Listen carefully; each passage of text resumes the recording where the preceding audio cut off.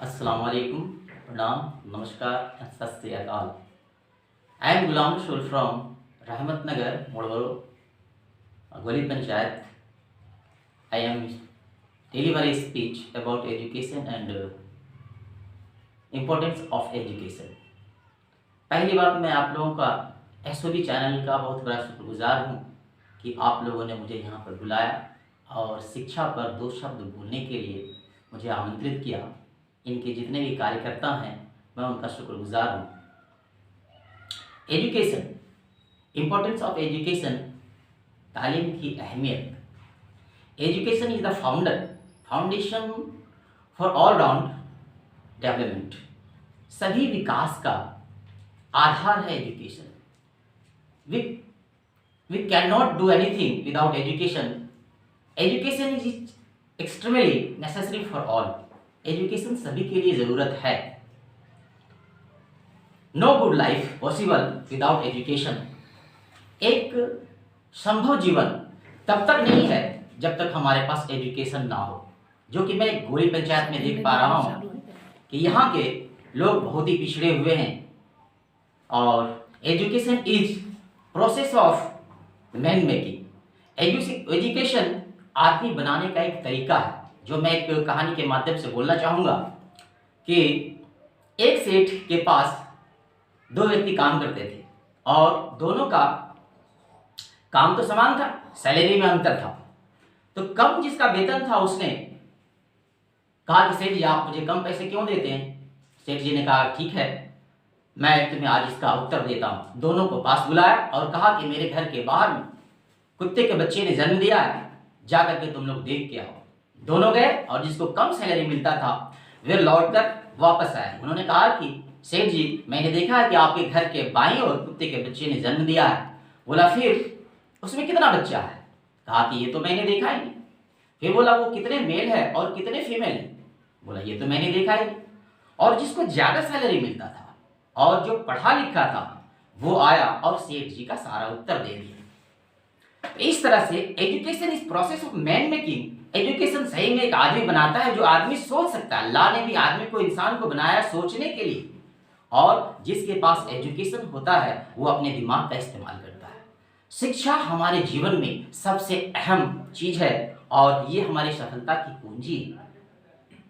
अपने माँ बाप, हम लोग पहली शिक्षण संस्थान अपने घर से सीखते हैं। माँ बाप हमें बचपन में ही इस चीज को सिखाते हैं और 3 साल के बाद फिर हमें स्कूल भेज देते हैं।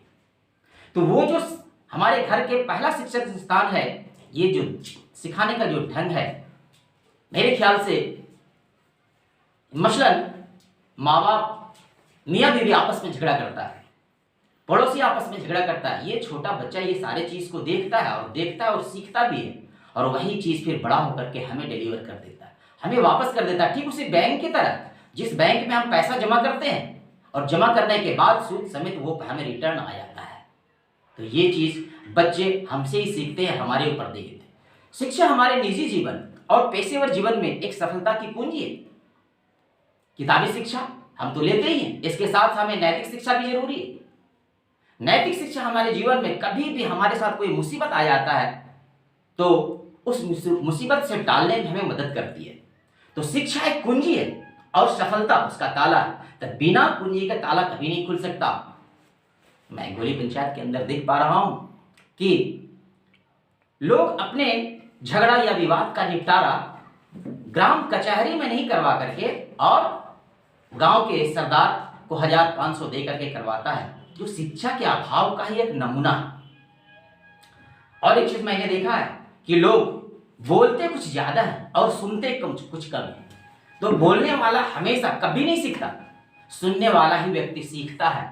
जो कि मैं अपने देश के बहुत बड़े उद्योगपति अजीम प्रेम जी के बारे में बताना चाहूंगा कि अजीम प्रेम जी ने इस बात को कहा था कि जो व्यक्ति सुनता है वही व्यक्ति सीखता है, बोलने वाला व्यक्ति कभी सीखता नहीं। अजीम प्रेम जी के पापा, उनके पिता हुसैन प्रेम जी 1946 में इंडिया आए थे। वे बर्मा के रहने वाले थे और महाराष्ट्र के अमलनेर में उन्होंने अपना एक फैक्ट्री लगाया था, विप्रो। 1947 में जब हमारा देश का बंटवारा हो रहा था, उस समय हिंदू मुस्लिम का झगड़ा हुआ था। मोहम्मद अली जिन्ना ने हुसैन प्रेम जी को कहा था कि आप मेरे साथ पाकिस्तान आ जाइए, मैं आपको वित्त मंत्री बना दूंगा, लेकिन उसने कहा था कि नहीं, हिंदू मुस्लिम के झगड़ा एक दुर्घटना थी, यहाँ रहने में ही हमें सबसे अच्छा लगता है। उसी हुसैन प्रेम जी का बेटा, हुसैन प्रेम जी के मरने के बाद उनका बेटा अजीम प्रेम जी ने उनके कारोबार को संभाला था। उन्होंने ही कहा था कि बोलने वाला व्यक्ति सीखता है, सुनने वाला व्यक्ति सीखता नहीं है। आज अजीम प्रेम जी का नाम मैंने क्यों लिया, मैं बताना चाहूंगा। शिक्षा पर वे लगभग हर साल 8 से 10 करोड़ बच्चे को वो अपने जेब से, अपने पैसे से शिक्षा दिला रहा है, 14 साल से कम उम्र के बच्चे को, इसलिए मैंने उनका नाम लिया है।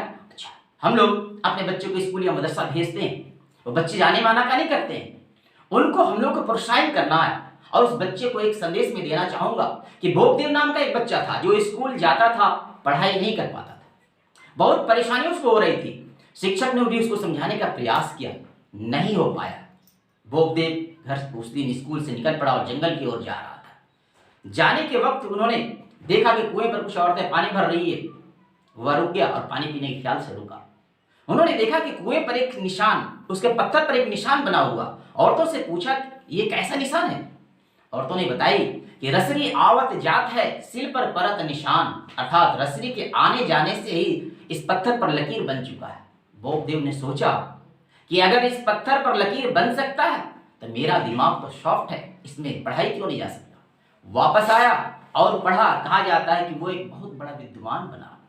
मैं चींटी का उदाहरण देना चाहूंगा। एक छोटी सी चींटी अपने दाना लेकर के कई बार ऊपर की ओर चढ़ता है और कई बार गिरता है। अथक प्रयास के बाद सफलता उसे जरूर मिलता है। Labour never goes in when, परिश्रम कभी व्यर्थ नहीं जाता। सेल्यूकस, राजा सेल्यूकस का नाम आप लोगों ने सुना होगा। राजा सेल्यूकस जब युद्ध के मैदान में हार गया था और हारने के बाद वो जंगल के गुफा में छुपा हुआ था, आराम कर रहा था। मकड़ी को जाला बुनते हुए देखा और मकड़ी बार बार ऊपर चढ़ जाला बुन रही है और गिर रही है। एक समय ऐसा आया जब मकड़ी बीच जाले में बैठ के अपने घर का आनंद ले रही है। इस चीज को सेल्यूकस ने देखा था और उसने ठान लिया कि मुझे भी फिर से मेहनत करना है। वो राजा बन बैठा। तो इस तरह से शिक्षा कभी भी बेकार नहीं जाती है, मेहनत कभी भी बेकार नहीं जाती। अब मैं आप लोगों को ध्यान मुस्लिम शिक्षा की ओर आकर्षित करना चाहूंगा। ये 2006 में यूपीए सरकार ने राजेंद्र सच्चर की अध्यक्षता में एक कमेटी बनाई थी, सच्चर कमेटी। सच्चर कमेटी ने मुसलमान के हालात पर पहली बार जोर से घंटी बजाया था और सच्चर कमेटी ने मुसलमान के पिछड़ेपन को लेकर करके उसके चारों तरफ उसका चर्चाएं होने लगी थी। पहली बार मुसलमान, जिसको कि एक धार्मिक समूह के रूप में देखा जाता था, उसको उसके विकास की ओर ध्यान दिया गया और स्थिति बहुत भयावह थी। मुसलमान के बच्चे, 14 साल से कम उम्र के बच्चे, मुस्लिम बच्चे 25% मुस्लिम बच्चे या तो वो स्कूल ही नहीं गए, स्कूल का मुंह नहीं देखा, या नहीं तो स्कूल गया भी तो बीच में ही छोड़ दिया। इसका कारण क्या हुआ? हमारे देश के लगभग बड़े कॉलेज में मात्र 2% ही मुस्लिम बच्चे का दाखिला हो पाता है। प्रशासनिक सेवाओं में मात्र 3% ही मुस्लिम बच्चे, मुस्लिम अधिकारी हैं। पुलिस सेवाओं में मात्र 4% ही मुस्लिम अधिकारी हैं। ये हमारा सच्चर कमेटी का रिपोर्ट था। 2013 में जब यूपीए सरकार ने फिर से अमिताभ कुंडू की अध्यक्षता में कुंडू कमेटी का गठन किया सच्चर कमेटी को आकलन करने के लिए, तब देखा गया कि मुस्लिम की स्थिति जस की तस बनी हुई है, उसमें कोई सुधार नहीं आया। और उस समय कुंडू कमेटी ने कहा था इस वक्त जरूरत है मुसलमान को विशेष पैकेज देकर और उसको फिर आगे बढ़ाने के, उसके विकास का। और उस समय 2014 में यूपीए सरकार चली गई और आ गई एनडीए सरकार। तो अब तो एनडीए की सरकार है, तो इसकी कल्पना, मुस्लिम शिक्षा की कल्पना करना ही बेकार है। तो हम क्या करें? हाथ पर हाथ धर के बैठ जाए?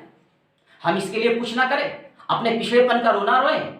कतई नहीं। मैं कहूंगा कि मदरसा में जहाँ की धार्मिक तालीम दी जाती है, दीनी तालीम दी जाती है, वहाँ दुनियावी तालीम दे और दुनियावी तालीम देकर ही हम आगे बढ़े। आज मैं एक बात आपको कहना चाहूंगा, क्या हिंदू सिर्फ रामायण और महाभारत पढ़ करके ही आगे बढ़ता है?